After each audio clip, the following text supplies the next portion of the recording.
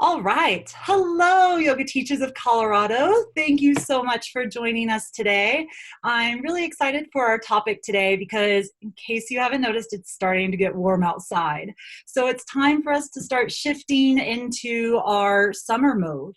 And today we have Heidi Nordland with us, and she's going to be talking about Ayurveda for the summer months.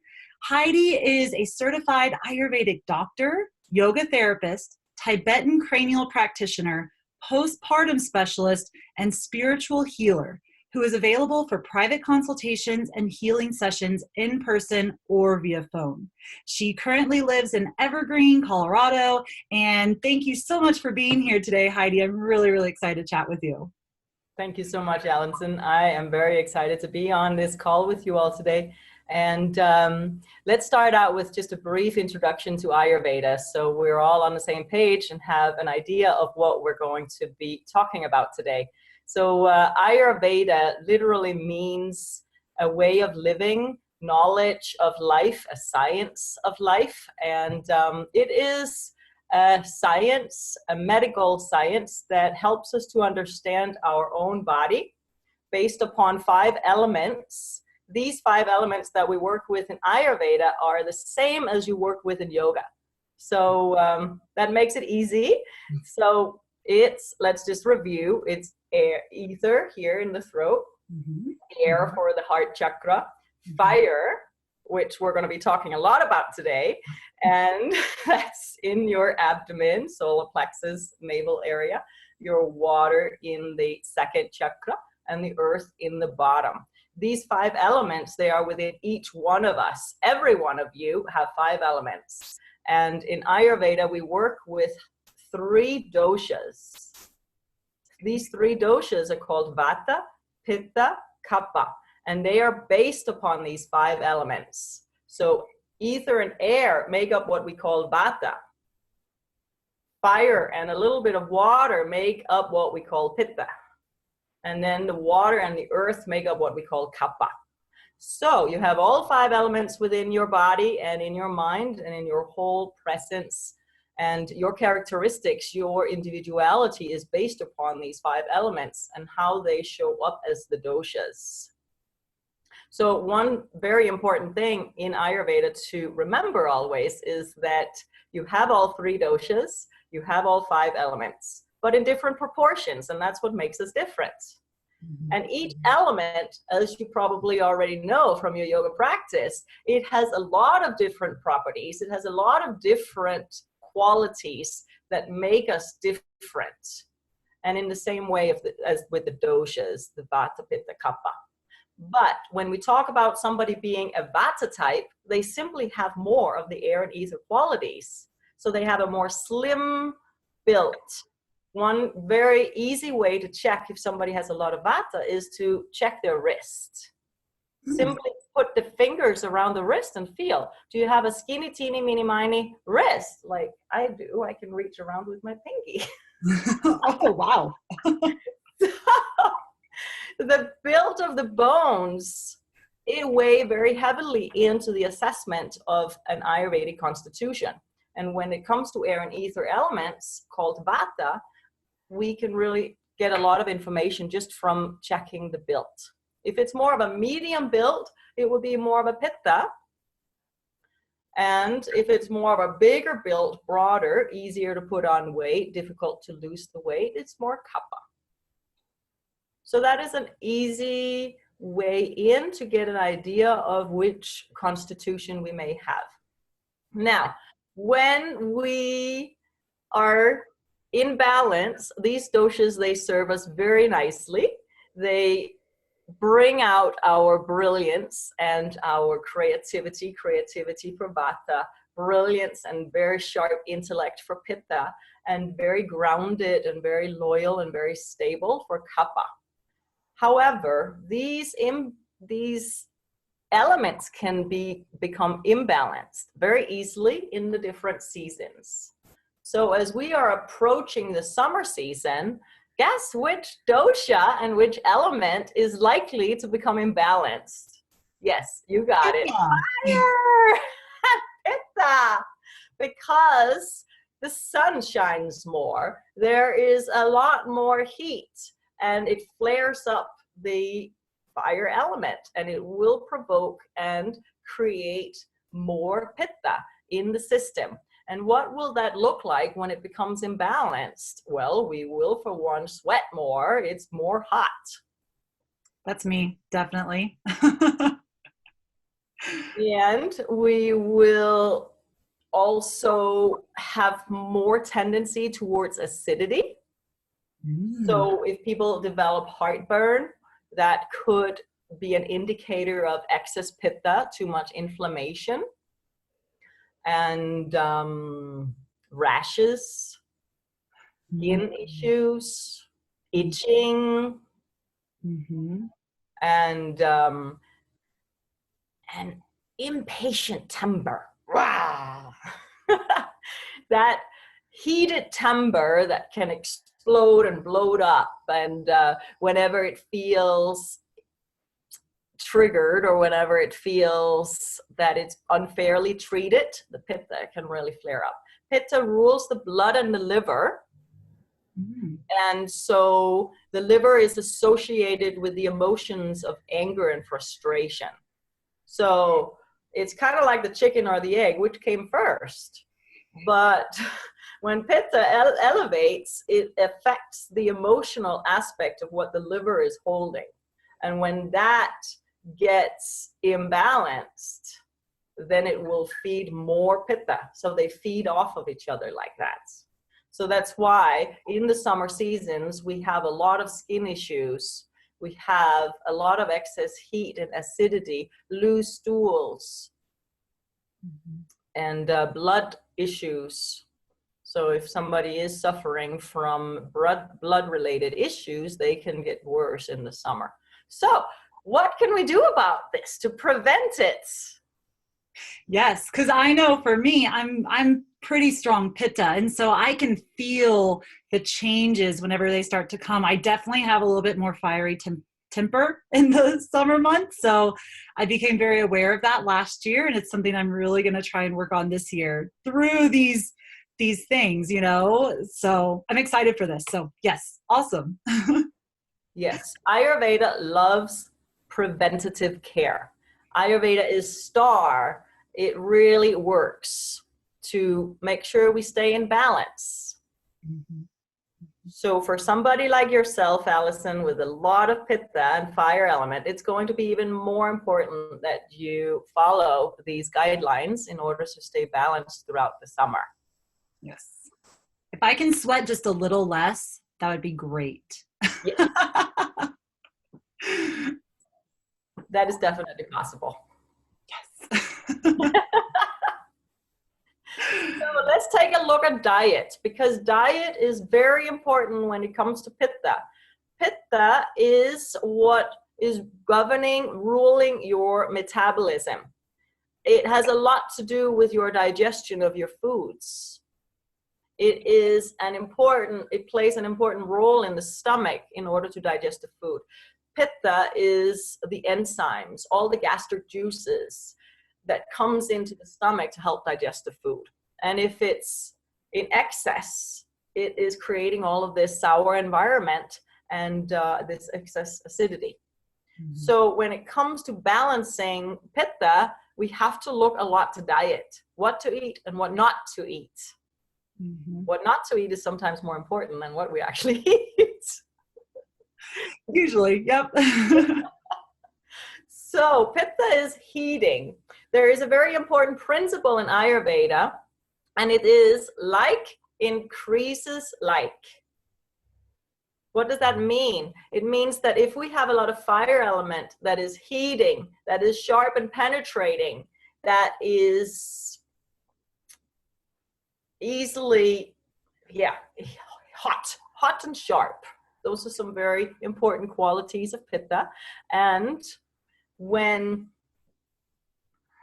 there's too much, if we eat too much foods with those qualities, like increases like, and it flares up way more. Makes sense? So what is the opposite of hot? It's cooling. So we want to focus on cooling foods. Now, this doesn't mean that we should eat things from the fridge all the time or the freezer. It's not cold like that. But we have an understanding of that foods, they can have a cooling quality. It can be warmed up as a prepared meal, but it can still have a cooling effect. You can be sipping a cup of hot tea, but it can be a cooling plant that the tea is made from, like, for example, hibiscus. Or mint, peppermint. Uh-oh.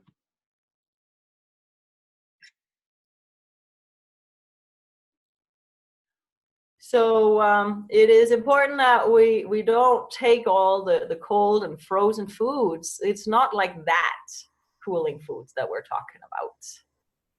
Gotcha. No, so no ice cream. So ice cream isn't the way to balance it. I know we wish, right? Dang it. Once in a while, it's all right. But the ideal time to do cold things like that would be at the midday, because that is when the fire element is the strongest. Why? Because the sun is brightest midday. Mm-hmm. So if we do have to eat some ice cream, then it would be when the sun is the hottest. Gotcha. So we can digest it the most. Yeah.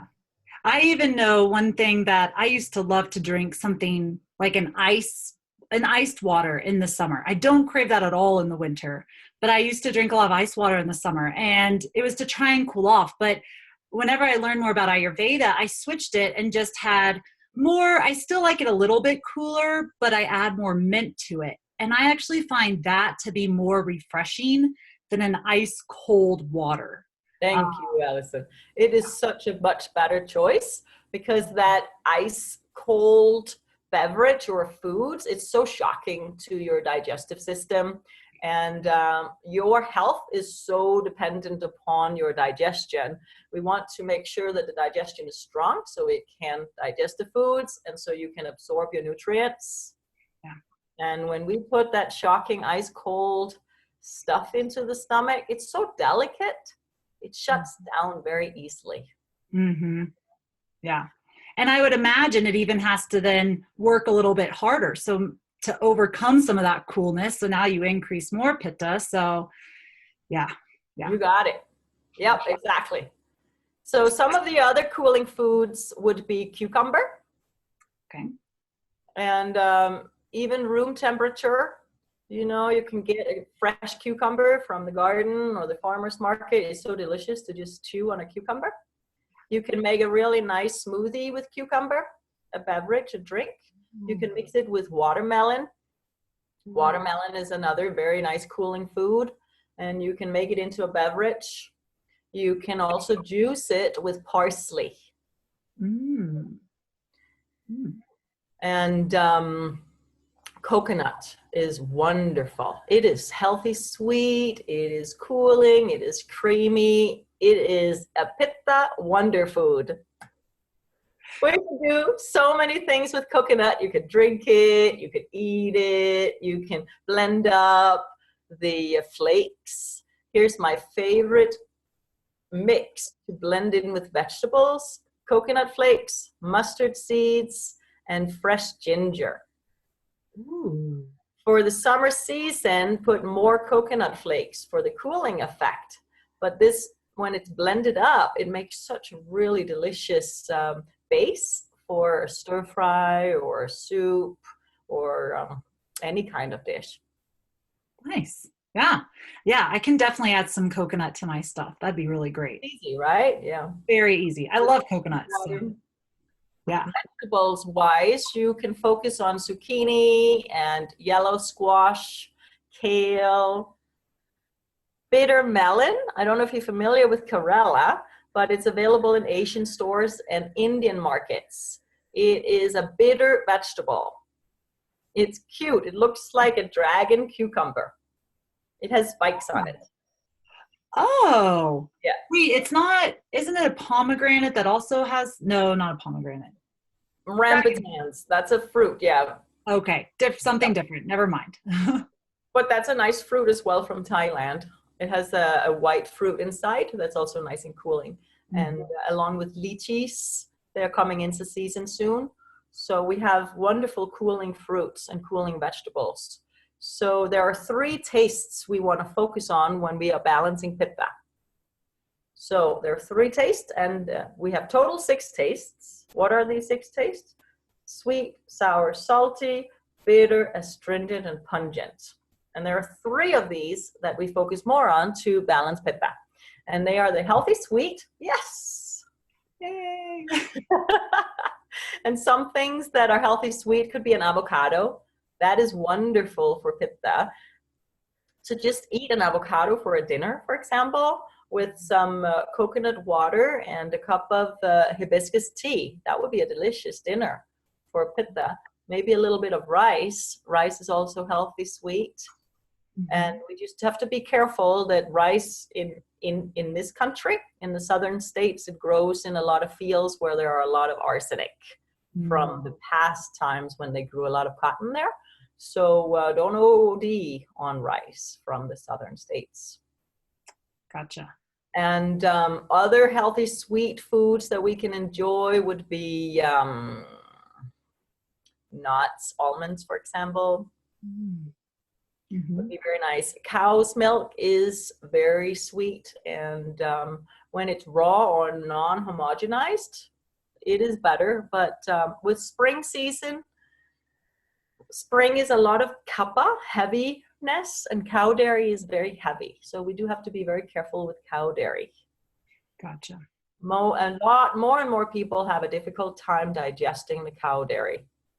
It's just not the same quality as it used to be in this country, unfortunately. So, but you can make a lot of dishes where you include more coconut. You can have avocado. You can have rice on the side a little bit. Now, another taste to incorporate a lot is astringent. And anything raw is astringent. So if you have a salad on the side of a meal, of a warm prepared meal, you get astringent taste. All legumes, beans, and lentils are all astringent. So if you have some lentil soup in a day, then you have some astringency. Cool. And then the last taste to focus on more for Pitta is bitter, which we have a saying, bitter is better for the liver. Oh, perfect. We really need more bitter, and it's not so easy because we haven't been adapted to it, so we don't like it. If you give bitter to a baby, they will make a really funny face and spit it out so fast. So I mentioned the bitter melon. You can actually cook it in a way so it's quite delicious. And one way that I like to do it is to chop up this little dragon cucumber. If the seeds are red, then discard those because they're overripe and they're not so good to eat. Then chop it up and then put it on a pan, fry it for a little while with a lid on to soften it for maybe 20 minutes. And then put your spices on. There is a wonder spice for Pitta in the summer, and it's fennel. Fennel is sweet. It helps to cool down Pitta. It has a long list of health benefits for the digestion, for the blood, for the reproductive system. It's a wonderful spice. And you can boil the seeds also into drinking it, into a nice water, fennel water that you can drink throughout the day. It's delicious. You can add the mint to it. So you can add your fennel, and you can add a little bit of mustard, even though that mustard is heating and not necessarily in the category of Pitta soothing. It does help Pitta to circulate in the body. These doshas can become stagnant and create problems in that way. So sometimes it's good to get a little bit of heat to move that Pitta and get it out of the body. That's what's happening when we're sweating. We're moving it out. So it's not bad to have some of these spices that do heat it up a little bit, as long as we don't overdo it. Gotcha. And then you have a very nice dish with the chlorella with salt and pepper as well, and you can have just a little bit on the side, and it's very bitter. kale, broccoli, Brussels sprouts, turnips, they all have some bitterness, so it's nice. But if we don't want to eat these bitter vegetables, we can put spices into the food. Turmeric has some bitterness to it and astringency as well. It is more heating, so we don't want to OD on turmeric in the summer. I know it is made out to be such an amazing spice for Pitta, but be a little bit careful because the color of fire, think about fire, it's very yellow and orange, and so is turmeric, so too much of it can flare it up. So fennel is very safe to use. A lot of coriander and cilantro and parsley, we can use a lot of those. We can even make a juice out of the parsley and cilantro and drink that. That's delicious. Mm. So it sounds like some guacamole with an avocado and some cilantro on a cucumber chip. Ooh, yes, that would be perfect. Awesome. I can definitely get behind that. Yum. Yeah, that would be a very, very nice Pitta snack right there, or even a meal. Yeah. Awesome. Yum. So I'll mention a couple more of spices that's really helpful in our summer cooking for Pitta. And fenugreek is a spice that a lot of people are not familiar with. And it's really too bad. And I hope people will listen to this talk today and be aware of fenugreek. It is a hard little seed. It's quite hard to powder, but you can find the powdered or the ground fenugreek, so you can easily put it in your foods. It's been used for thousands of years, and it is wonderful for the digestion. And you can put the seeds into a soup and cook it. You can spray it if you're making eggs. Eggs is not the thing to eat too much of in the summer because the yolk, think of it, is yellow, like the fire. And like increases like.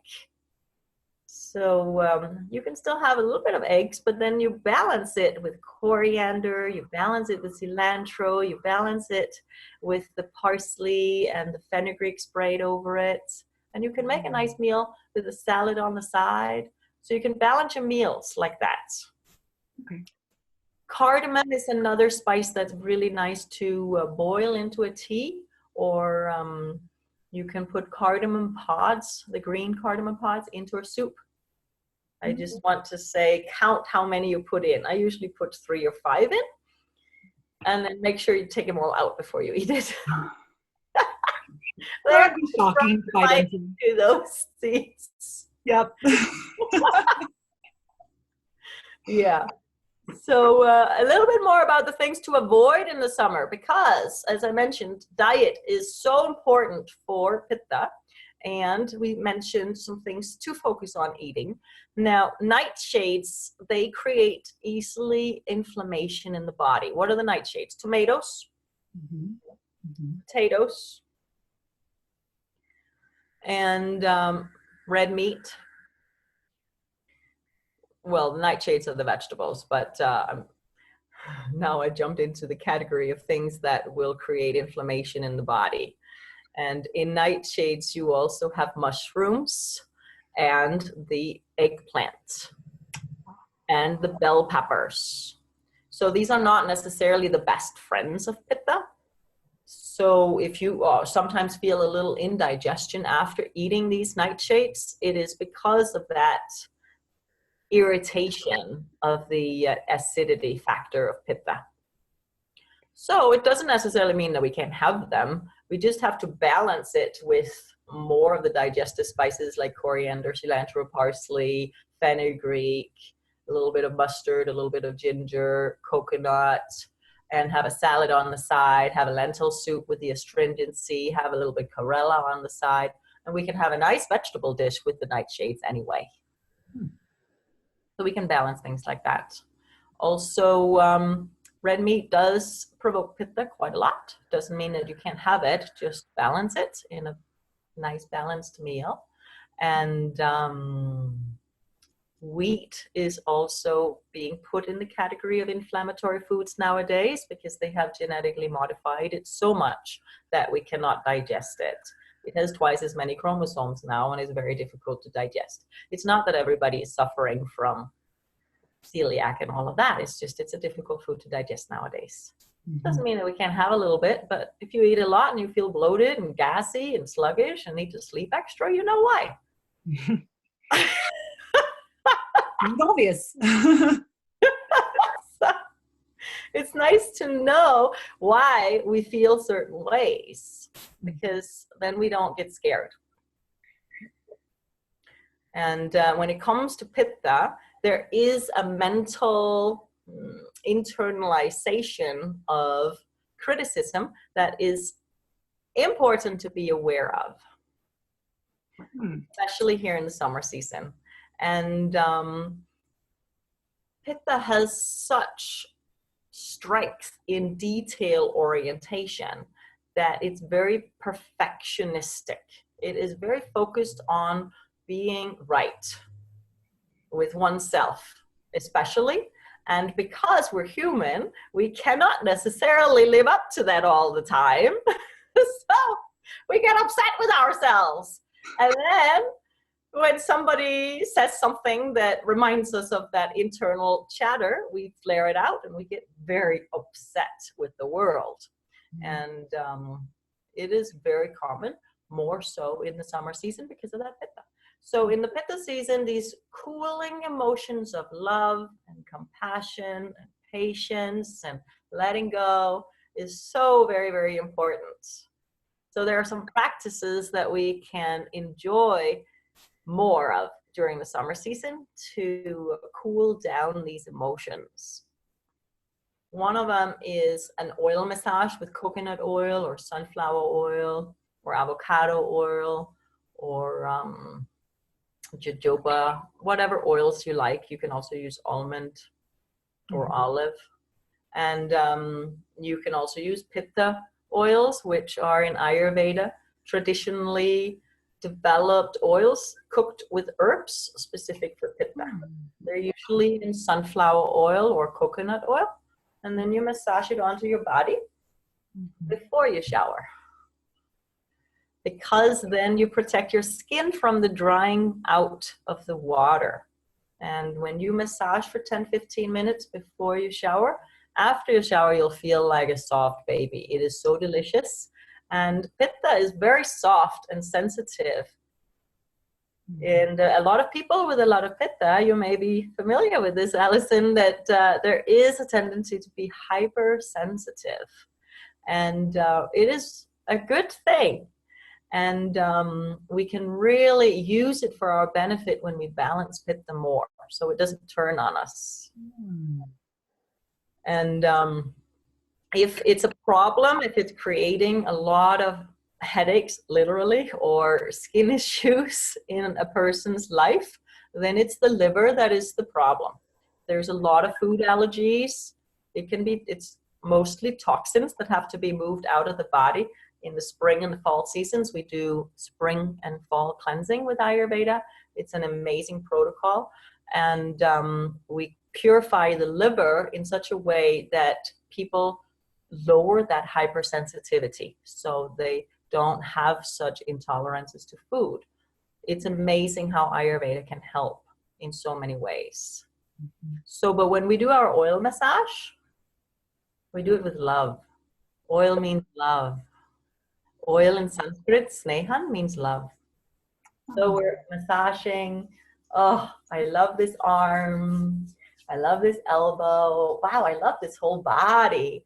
Wow, I love this brain. It's serving me so well. I love this face. I love this neck, and so forth. Loving the whole body, because the body is our vehicle and our temple for this lifetime, for our enlightenment, and we must love it.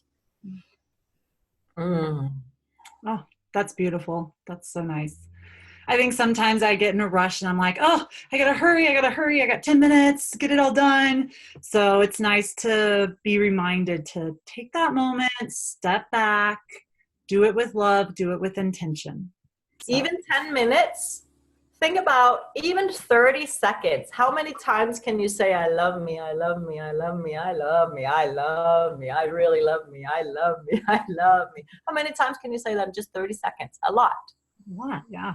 You can do so much in just 1 minute. You can really shift so much in your focus. Mm-hmm. If it's too much to say, I love me because of trauma or whatever hurt there may have been, you can say, I am ready to feel loved.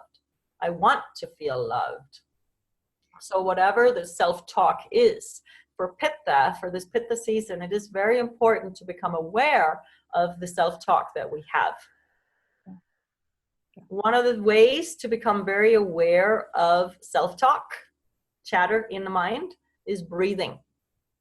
There is a wonderful breathing practice to cool down Pitta, and it's called Shitali. Shita is meaning cooling. Shita. Sheeta, or long I, not to be confused with the English word. But it does have you roll up your tongue like this. Mm-hmm. And if you cannot roll your tongue up like that, it's simply genetic. Don't worry about it. And then you just widen your teeth, put your tongue down. And so you're going to inhale either through the tube of your tongue or through the wide of the teeth. Mm-hmm. So you inhale, you hold your breath, and then you exhale out your nose. You inhale in through the mouth, through the tongue or the teeth. You hold your breath and you exhale out through your nose. You do that several times.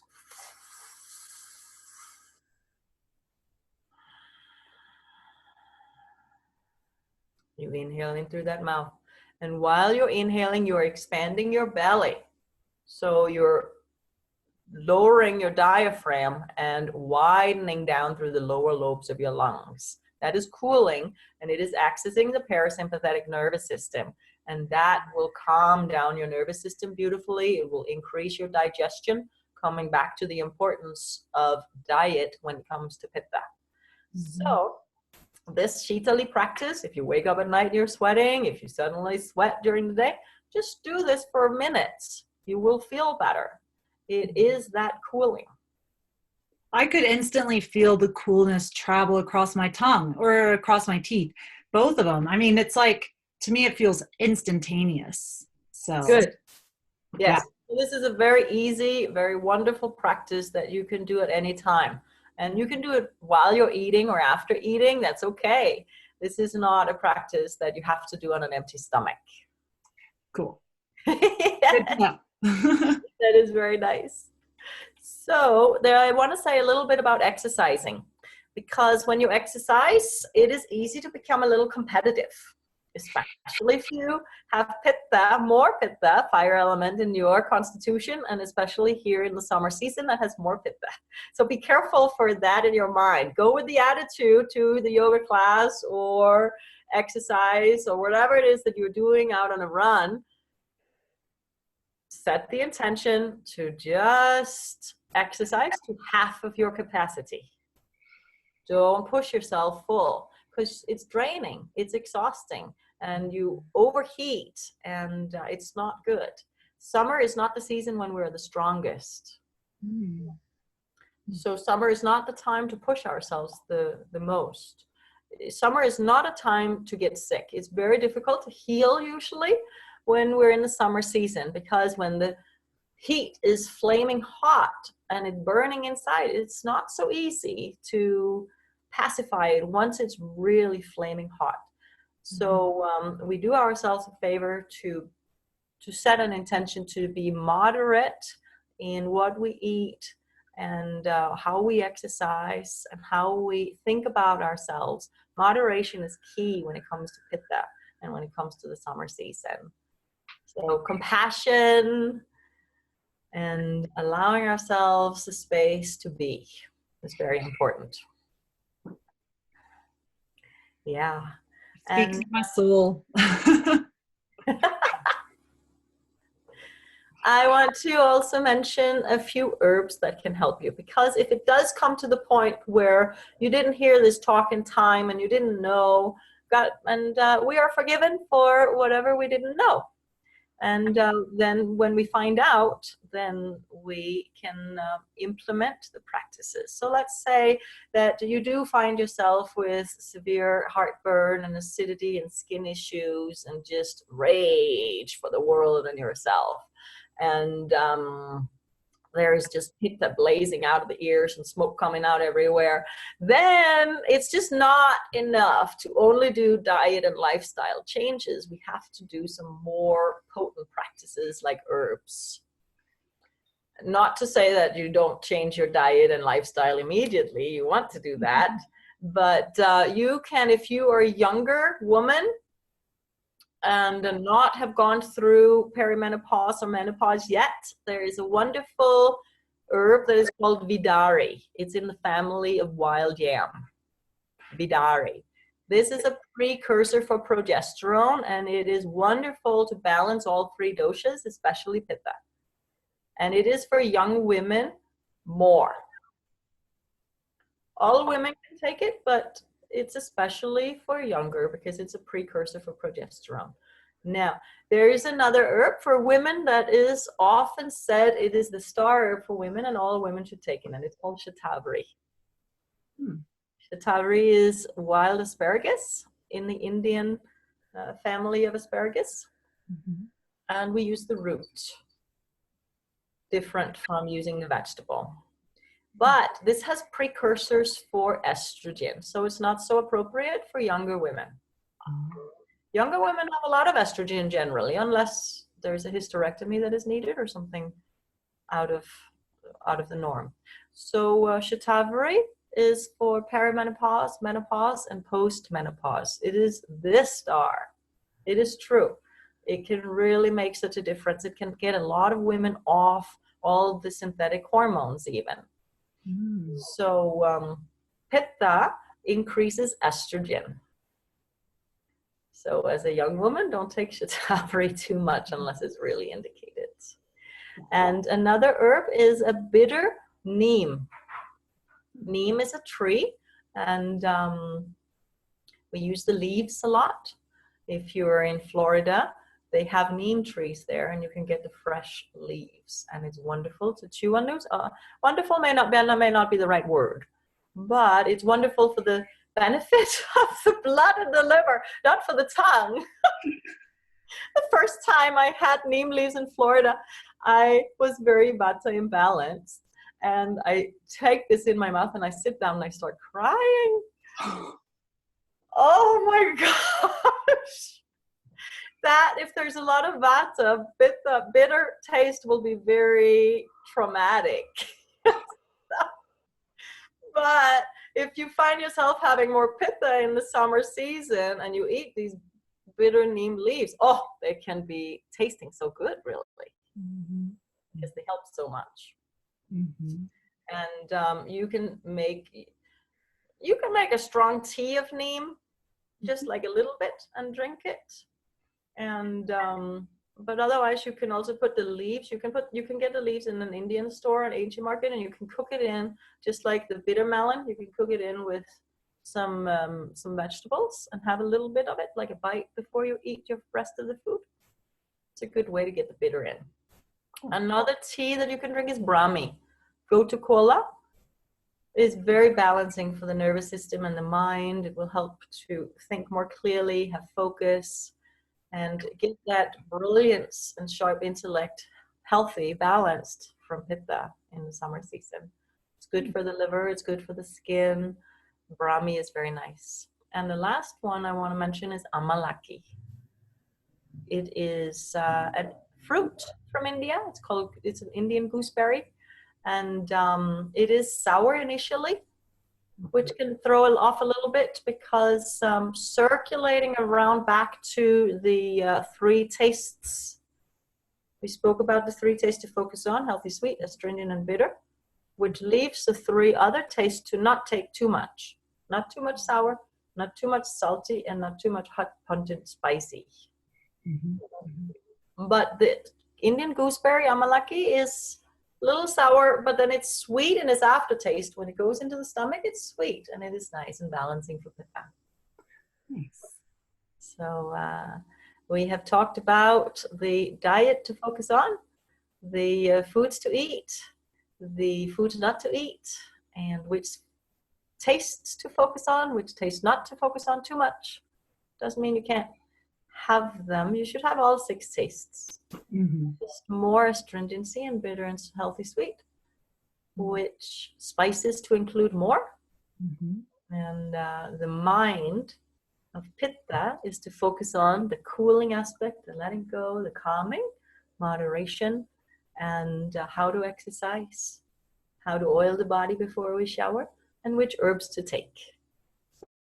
Yeah, we covered a lot. That was definitely a lot for right now. I think you froze for right now. Okay. But so one thing I wanted to really make sure is, or to mention, is I know a lot of people may not be able to find these herbs, or they may still be a little overwhelmed or confused. So working with someone like Heidi, an Ayurvedic doctor, is really, really important because she can make her own herbs. I mean, she has access to it all. She can make you a variety of herbs to help with some of these issues, correct? Absolutely. Yes. One of the traditional ways in Ayurveda is that we develop a personalized herbal formulation. And I make an assessment of the person that I'm working with through pulse reading and interview and feeling their skin, looking at their tongue and nails, and then developing this herbal formula out of 5-10 herbs generally that are specific for the person that will help the person at that time.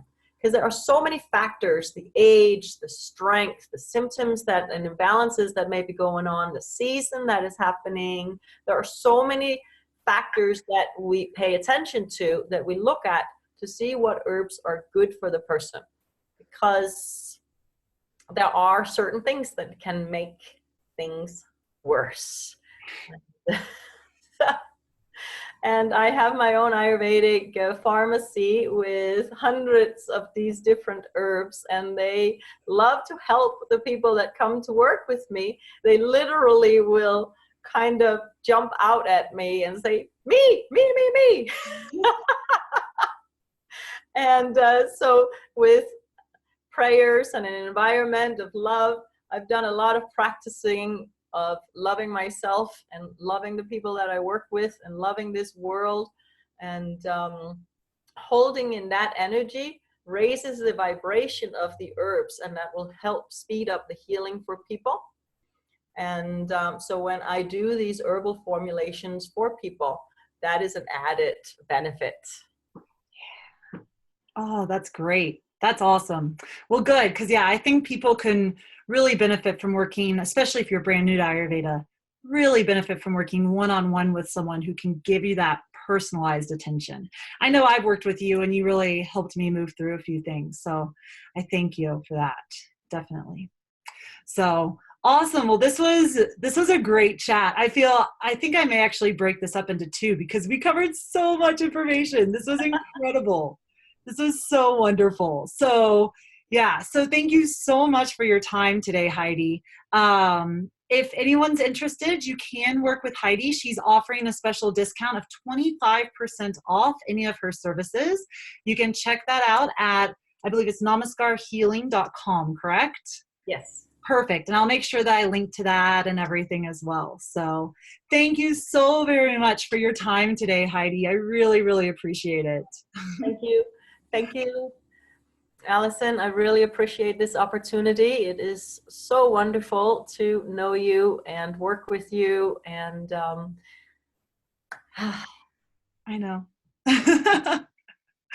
All right. We'll talk soon. Bye. bye for now. Namaste, everyone.